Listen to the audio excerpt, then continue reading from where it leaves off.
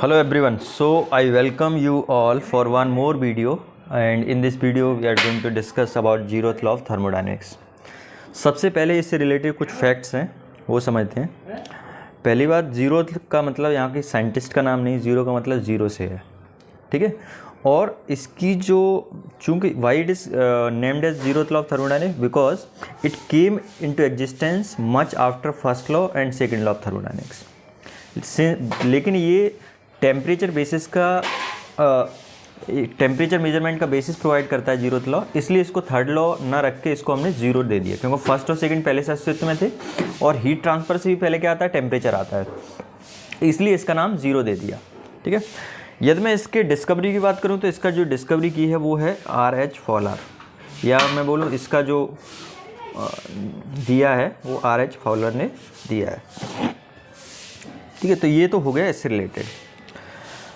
अब इसका स्टेटमेंट देखते हैं। सबसे पहले देखिए, ये लॉ बेसिकली किसके बारे में बात करता है, ये लॉ बात करता है आपका, ये law it provide the basis for the temperature measurement. Temperature measurement के लिए बेसिस प्रोवाइड करता है, लेकिन ये टेम्परेचर मेजरमेंट का डायरेक्ट बेसिस नहीं प्रोवाइड करता। पहले ये थर्मल इक्विलिब्रियम के बारे में बताता है और थर्मल इक्विलिब्रियम से फिर ये जाता है आपका टेम्परेचर मेजरमेंट के लिए, ठीक है।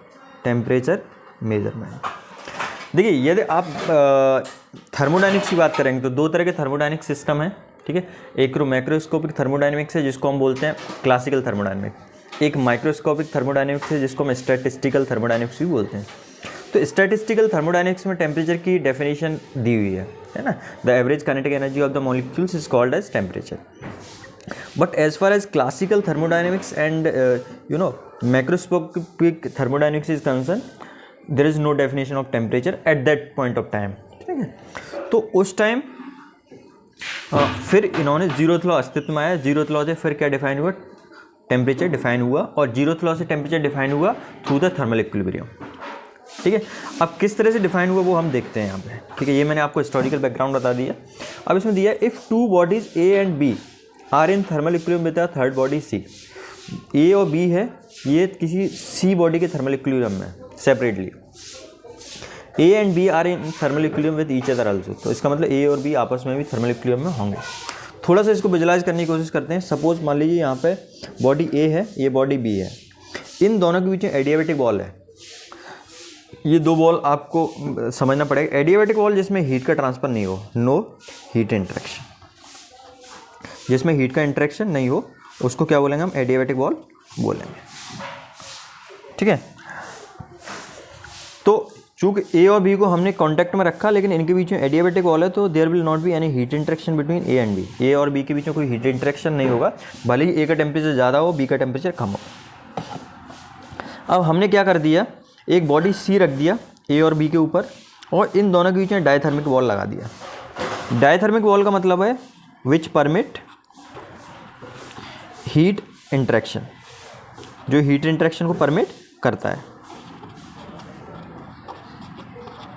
ठीक है। इसका मतलब ये है कि इनमें ए से बी में हीट फ्लो हो सकता है, ए से सी में हीट फ्लो हो सकता है, बी से सी में फ्लो हो सकता है, या उल्टा हो सकता है, डिपेंड करता है कि किसकी एनर्जी ज़्यादा है, ठीक है। तो यहाँ पे आप देखेंगे कि कुछ समय बाद ये ए सी के थर्मल इक्विलिब्रियम में आ जाएगा और सी बी के थर्मल इक्विलिब्रियम में आ जाएगा, या मैं इसको इस तरह से बोल सकता हूँ, ए सी के थर्मल इक्विलिब्रियम में आ गया और बी भी सी के थर्मल इक्विलिब्रियम में आ गया, क्योंकि हीट का फ्लो होगा और जैसे ही दोनों के एनर्जी का बराबर हो जाएंगे, ठीक है। या मैं बोलूँ दोनों का जैसे ही थर्मल इक्विलिब्रियम में अचीव कर लेंगे, थर्मल इक्विलिब्रियम अचीव करने का मतलब फिर इनके थर्मल इक्विलिब्रियम अचीव हो जाएगा, उसके बाद इनमें कोई हीट इंटरेक्शन नहीं होगा। तो जैसे ही ए सी के थर्मल इक्विलिब्रियम में आ गया और बी सी के थर्मल इक्विलिब्रियम में आ गया, तो इसका मतलब फिर हम क्या करते हैं, इस एडियाबैटिक बॉल को रिमूव करके यहाँ पर डाइथर्मिक बॉल लगा देते हैं। और हम क्या ऑब्जर्व करते हैं, हम ये ऑब्जर्व करते हैं कि जब हमने यहाँ पर डाइथर्मिक बॉल लगाया तब इन दोनों में आपस में कोई हीट का इंटरेक्शन नहीं हो रहा है।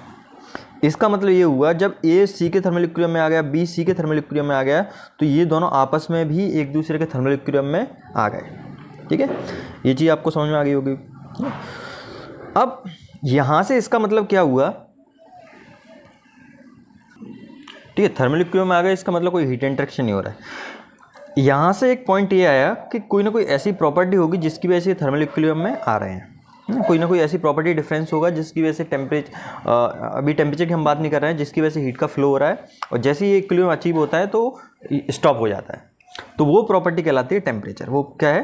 टेम्परेचर है जिसकी वजह से ये हीट का इंटरेक्शन होता है, ठीक है, और जैसे ही थर्मल इक्विलिब्रियम में आएगा तो हीट का इंटरेक्शन क्या हो जाएगा? बंद हो जाएगा। तो उस प्रॉपर्टी को हम क्या नाम देते हैं? टेम्परेचर नाम देते हैं। तो इस तरह से हमने डिफाइन किया। अब कुछ एग्जांपल जैसे लें हम, फॉर एग्जांपल जैसे मान लीजिए एक रूम है और आपने फ्रिज से पानी का बोतल निकाला, फ्रिज से एक गिलास निकाला जिसमें वाटर है, एक आपने बॉइलिंग वाटर है, दोनों को आपने रख दिया रूम में, ठीक है।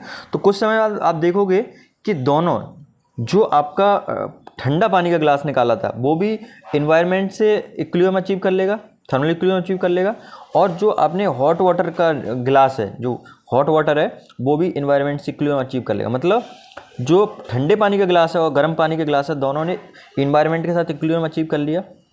अब आप देखोगे कि चूँकि ठंडे गिलास को हम ए नाम दे दें, गर्म गिलास को जो जिसमें हॉट वाटर है उसको बी नाम दे दें, तो दोनों ने इन्वायरमेंट जो सी है उससे थर्मल इक्विलिब्रियम अचीव कर लिया। तो इसका मतलब जो ठंडा गिलास का वाटर है उसका टेम्परेचर और गर्म जो हॉट वाटर का गिलास का टेम्परेचर, वो भी दोनों क्या हो जाएंगे? बराबर हो जाएंगे, ठीक है, जबकि दोनों को एक साथ नहीं रखा गया। दूसरा एग्जांपल ये भी ले सकते हैं, एक जगह मान लीजिए कोई स्टील की रॉड रखी हुई है, उसका टेम्परेचर आपने मेजर किया, ठीक है, 40 डिग्री सेल्सियस आया।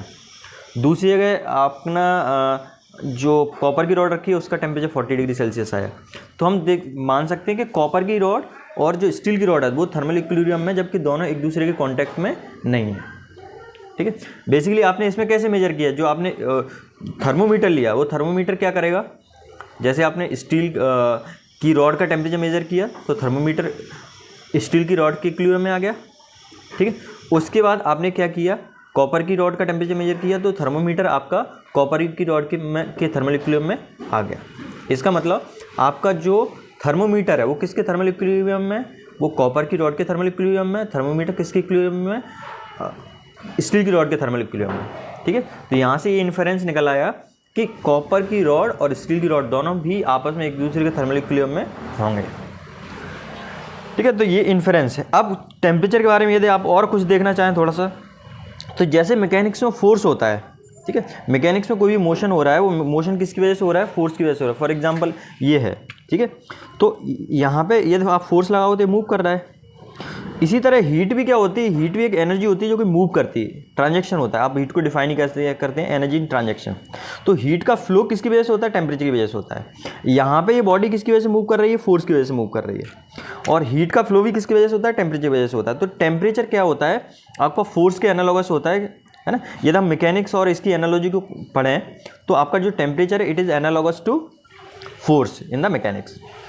ऐसे ही यदि आप करंट के केस में देखें, है ना, तो करंट किसकी वजह से फ्लो हो रहा है? करंट के ऊपर एक करंट बेसिकली क्या होता है? Flow of electrons. और वो फ्लो ऑफ इलेक्ट्रॉन्स किसकी वजह से हो रहा है?